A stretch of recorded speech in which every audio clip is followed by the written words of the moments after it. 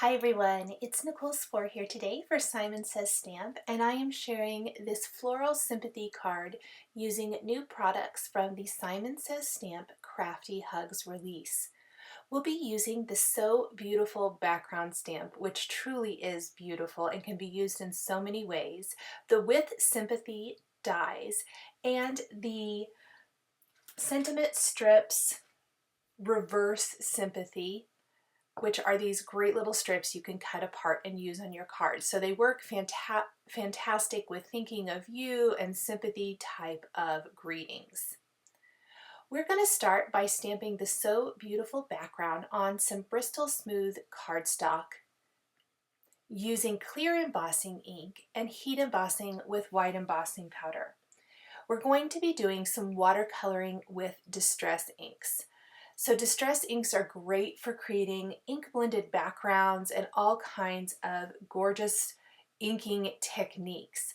And I love using them for watercolor. I have not done this in a while. I used to do this quite a bit with watercolor. And so today I thought I would revisit this technique by using not only the ink pads, pressing them into an acrylic block or a glass work surface to kind of create a paint palette, but also using a re-inker for the background. And I'll kind of talk about that when I get to coloring in the background of this panel. So the entire panel of this card is going to be colored with distress inks. Once I have heat embossed that background, I started with an acrylic block. I can also use my glass matte work surface, and I did because I used quite a few colors, and so I needed a little bit more. I'm using a little wilted violet here to start coloring. And I'm going to lay down my first layer of color, and I am going to go back and add a little blueprint sketch after bit to these little purple flowers. I'm using a water brush pen to kind of help water down that color and pick it up and give it that watercolor effect. Now I think these flowers all had a little too much water with them, but it'll work out. I can always go back over them in a little bit.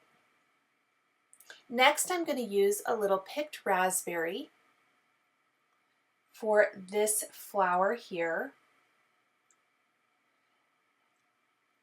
Some of the leaves are going to have a little bit more concentration of color and some will be a little bit lighter. For the greenery, I used about 3 different colors, and I started with Twisted Citron and Mowed Lawn. After bit, in certain areas, I will layer in a little Lucky Clover just for a little bit darker color of green. But I went in and I filled in a few little areas. I'm just kind of working my way around. I wanted certain place, even though I'm using, or watercoloring, pardon me, in an embossed outline, I didn't want to watercolor too close to what I had just colored, just in case that color would go across the line and bleed into another one. So I moved around quite a bit here. Anything here that I'm doing with yellows and oranges, I have squeezed lemonade, mustard seed, and spiced marmalade to start with. You'll see I'll deepen and darken some of those areas in a bit with a little abandoned coral. Then we're going and filling in some of the centers of the flowers. I'm going to do a few more leaves. And it was about this point that I decided I wanted to color in the background. It's going to make it a lot easier to see how I'm coloring in the rest of the images, because white on white does tend to be hard to see. I'll just color in a few more of these little leaves or bottoms of the flowers. So I thought I would start with cracked pistachio, pressing that block and adding water like I do for coloring in all these images. And it just really, I could realize right away that I was going to have to be picking up the color or pressing that into my surface constantly. So what I ended up doing was just taking the re-inker for this ink pad, and I just put a little droplet on my glass matte work surface, and I'm going to pick it up and color it in. Really quick and easy. I did take my time simply because it's a lot of surface area to cover, and I don't want that cracked pistachio color to bleed across an outline and get into any of the flowers. But as I'm adding the color here, and I did try to just work in small areas before moving on to the next, you're going to notice that it's going to be a lot easier to see what we're coloring. So we'll fill in all of these little areas. In fact, as I got to, I'd filled in all of the background, and I went to start coloring in some flowers, and I noticed a little area I forgot. So it will help be able to tell if you're missing anything. I really love coloring in a background like this. You could always heat emboss with a different color of embossing powder, gold or silver, whatever you like. But my personal preference really is to emboss with white and then add a beautiful background color there to help make those watercolor images pop. And we're just going to finish coloring this in.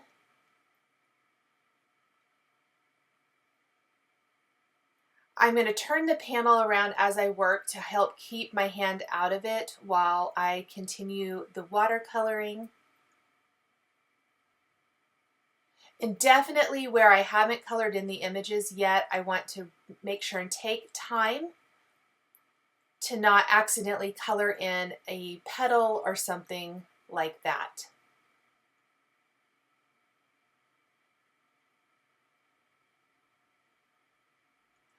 I try to make sure that I'm not squeezing out too much water as I'm coloring in the images as well, so that it doesn't pool up too much. And usually I just try to not maybe keep too much water in the water brush pen. If you're ever worried about how much water you might be using, if you do like to use the water brush pen, you can always just dip that tip in some water, more like a standard paintbrush. Now I am going to go in with a little blueprint sketch for some of these petals, and then even blend out with a little more wilted violet.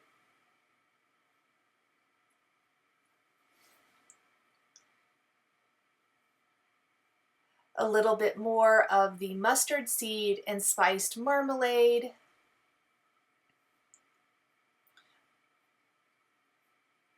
And filling in every little nook and cranny. When you're coloring in an entire panel like this, oftentimes I find that I will miss something. I noticed I actually colored this. I came back the next morning and I noticed a little teeny tiny area I had missed in the center of one flower that I had not noticed the previous day. So when you're working on a project, maybe step away for a little bit and come back to it just to double check that you've colored everything in. A little shaded violet or shaded lilac, pardon me, in blueprint sketch, another favorite color combination. Spiced marmalade and abandoned coral. Really love that abandoned coral. I knew I didn't want to go with a true red for this card, and abandoned coral is going to just deepen and darken some of those orange tones, so you get a little bit of that red feel without actually having red.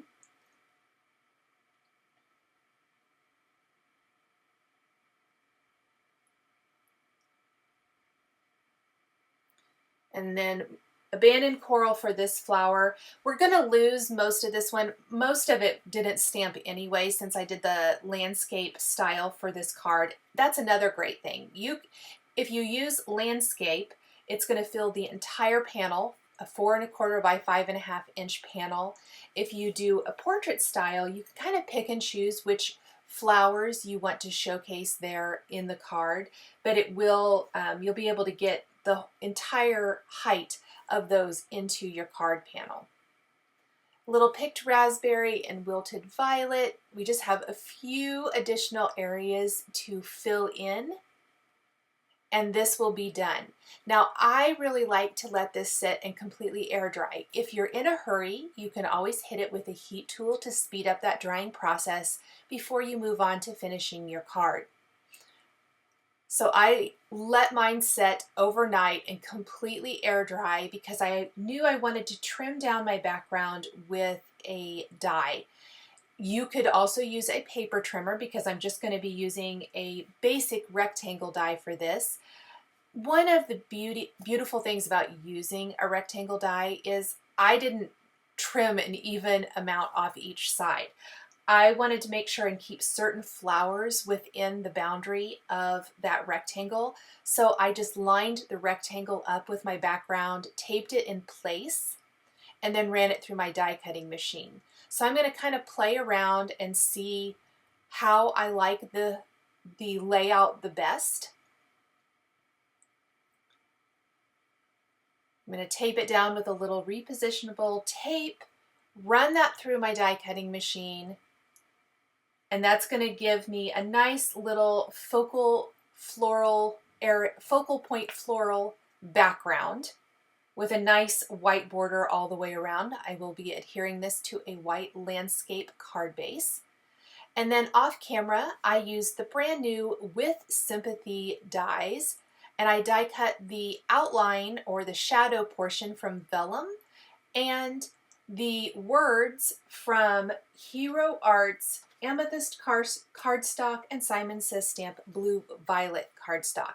And I used two different colors. I kind of picked up some of the purples from the background, but what I loved was having each word in a different color. So Sympathy is the blue violet, and I'm very, very carefully putting a little liquid adhesive on the back of this, using some craft tweezers to hold on to it, and then gluing the words in place. The word with is from some Amethyst cardstock. We're going to pop that right above. There's not a huge difference between the two colors of cardstock, but it definitely kind of just gives a fun little effect. And don't forget the little dot on the eye. I'm using an embellishment wand to pick that up and pop it in place. And then on the back of the vellum piece, I'm going to add little tiny dots of liquid adhesive to glue that down. And then the little sentiment strip, I went ahead and trimmed from the new Sentiment Strips Reverse Sympathy. And we're using the I Will Lift You Up in My Prayers. I've talked about this before when sharing sympathy cards here on my channel. Sympathy cards are one of those things that I like to have on hand before I need them, so that I am not emotionally, I guess, thinking about the reason I need that sympathy card when I'm creating it. So for me, I like to go ahead and just create them at a time that I'm not needing it, so I have them in my stash ready to go. And this one, while the subject matter, obviously a sympathy card is kind of sometimes are hard to make, I really love the beauty of this card. Also, the background can be used for anything. So if you need an anniversary card, a birthday card, a thank you card, you can very easily switch out what sentiment you are using, and this could be anything. It definitely would not have to be a sympathy card design. I popped up that little sentiment strip with some foam adhesive. We're gluing down our die cut greeting right above. The vellum shadow lets you be able to see the beautiful watercoloring back behind that while still showcasing the with sympathy sentiment. I adhered the entire panel then to my white side fold card base with foam adhesive. So that's going to make that whole panel popped up just a teeny tiny bit. I used kind of some low adhesive. I didn't want it to be popped up too much, but it gives it a nice dimensional panel. And then I'm finishing with some of the brand new rainbow sequins from Simon Says Stamp. This set has a lot of flat sequins, which I love. And we're going to scatter these throughout the design for just a little touch of sparkle and glam. I'm layering these using a liquid glue, and then this embellishment wand picks them up and pops them in place so easily. Real quick, this embellishment wand is fantastic, and there are lots of different tips available for the embellishment wand. So if it starts to lose the stickiness, which after a while they do, you know, they get dusty, they pick up cardstock particles, whatever it might be, there are replacement tips for the embellishment wand, and they come in lots of different colors, which is kind of fun as well. I decided after I added those sequins, I was going to take a white pen and add in just a little bit of fun detail to my flower images with this white pen. This worked especially well because I had let my background completely air dry overnight. If that watercolor is still a little wet, it doesn't always show up super great, but I do find that this works much better over distress inks than something like the Zig markers. After I have added all of those little white highlight details, my Sympathy card is all finished. Thank you guys so much for joining me today for this Distress Ink watercoloring card featuring Simon Says stamps, dies, and sentiment strips. The supplies I used to create my card are listed and linked below the video here on YouTube. Here are a couple more videos featuring Simon Says stamps and dies that you might be interested in. If you enjoyed this video, please give it a thumbs up and be sure to subscribe to my channel and hit that notification bell so you never miss a new card making video. Thank you so much for joining me today, and we'll catch you next time.